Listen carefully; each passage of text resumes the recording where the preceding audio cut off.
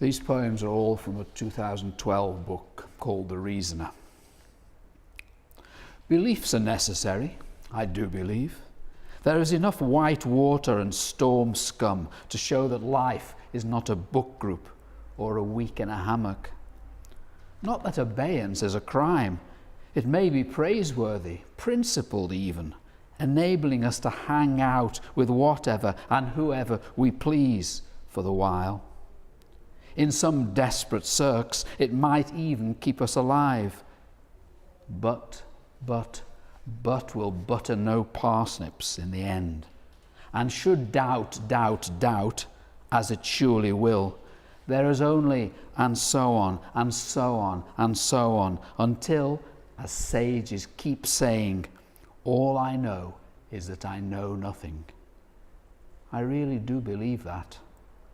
Oh my, do I? Oh yes, indeed I do.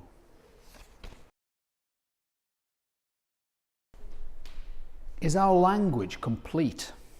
Not on your life. Not like H2SO4, not like the law of signs with its allowance of the ambiguous case. But there is the hope, the one who hopes, for simple agreements, perfect understanding, for nothing not ever irregular. In Stoke-on-Trent post-war, we were keen on Esperanto. Here, where breathing could be difficult, was an inspiration to get out the door, to world peace, nation's same-speaking peace unto nation.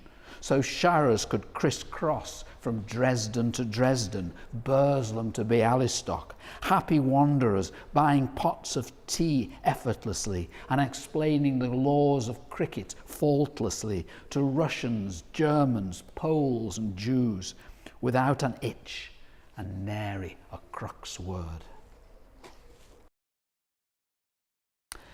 These black-eyed, snow-white pansies, for instance, careless of their opulence, generous little souls, and the raucous lorikeets, green and red, in the trees near the ocean, and the ocean of light they live in.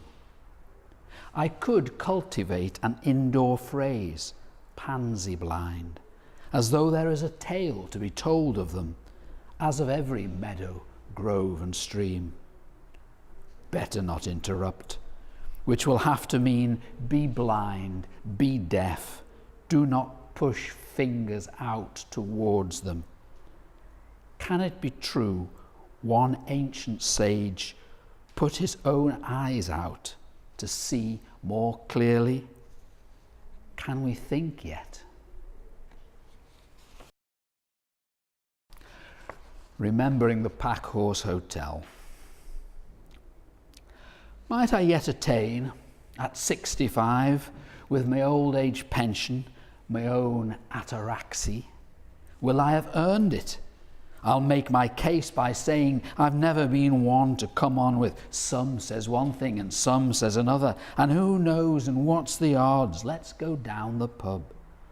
And I've sat in the pub and worried away, like Bertrand Russell sat in Whitehall worrying away, highly engaged in argument, sloshing beer on the barmaid's feet. God is dead, long live the God that failed. All hail the people's bomb, and other burdens.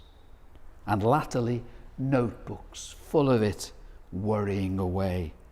So now, can I let me be? The cherry tree does not worry away. For all the ruffling and bending of the daily wind, it sways with calm. It will not even mind its splintering, which will come. It does not even need to say, be as I am. Yet it is not, that is, it cannot be in any way that we can think. It will not serve. Ataraxy, a taxi, a tisket, a tasket, always whirring away. Pagliaccio in a rented room. The landlord kindly and a tailor has made him an overcoat of a weight and colour for autumn, and the food downstairs is as much and as good as he can eat. Yet he bleach cleans the lavatory 9 times a day, is never at the bidet less than an hour. The skin around his arse, the mortician will report, is as red and rough as turkey wattle. Then a good friend seeks him out, and they embrace, laughing at the tears he's felt tipped on his cheeks, till he again hurls himself on the divan, and his whole body starts and heaves. Each night, the landlord says he soft pedals the piano, singing in his throat that he is king of all the world, a world that is new and will yet burst out.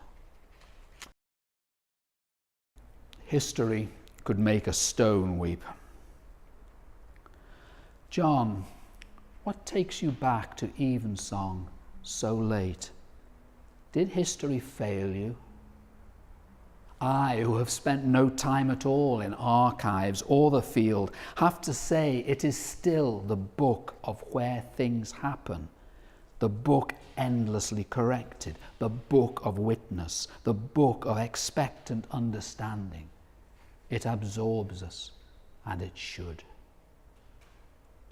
When Diane's mobile went off, I heard you guffaw from the coffin. That's a fact. No, it's not.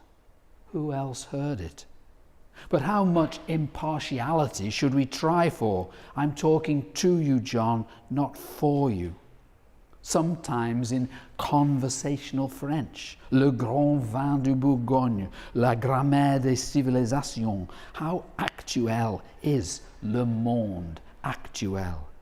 Does it just roll through us and by the by absolve us from any blame attached? How much impartiality should we try for? Surprising you in the backmost pew, I'm curious to know if it be the music or the words.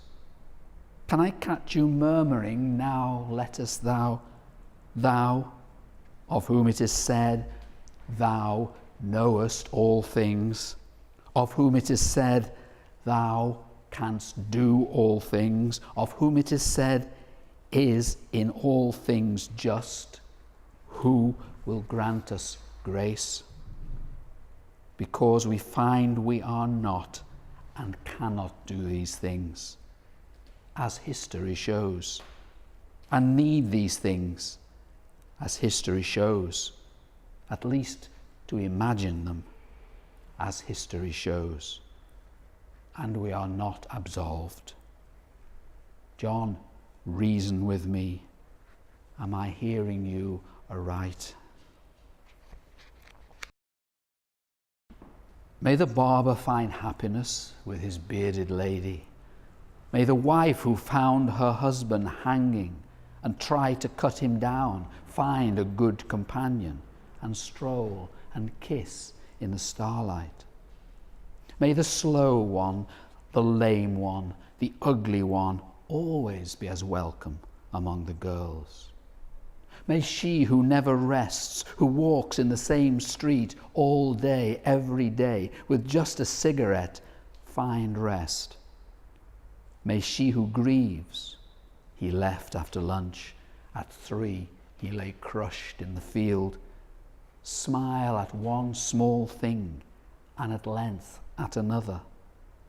May there be dancing in the piazza, may there be fruit upon the vine, literally. For this is not a wicked, but a hard world, and people struggle without a scheme of things, and deserve release. That's it, willing it so.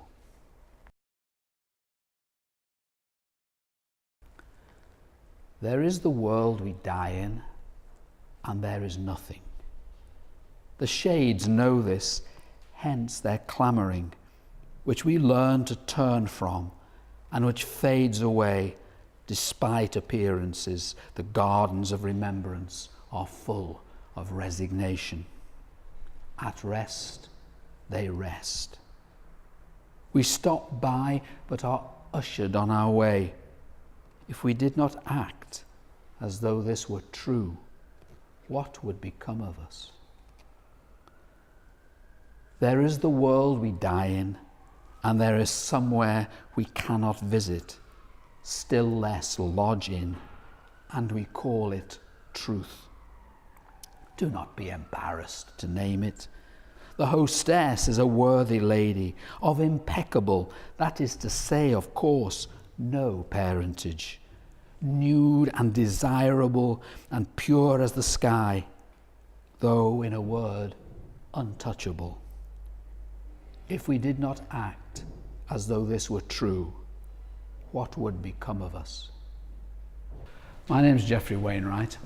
This book, The Reasoner, is my sixth book of poems, and it's different, I think, from anything I've done before. It consists of 95 poems in a very rough sequence, and there is this voice that speaks throughout the verse. I've called him the Reasoner, and he's someone who thinks that he can understand the world and is concerned to understand the world by the use of reason. But one way or another, he's confused and afflicted by this. He thinks about history, he thinks about nature, he thinks about death, of course. And all the time he's trying to make sense, trying to sort things out, and is endlessly confused.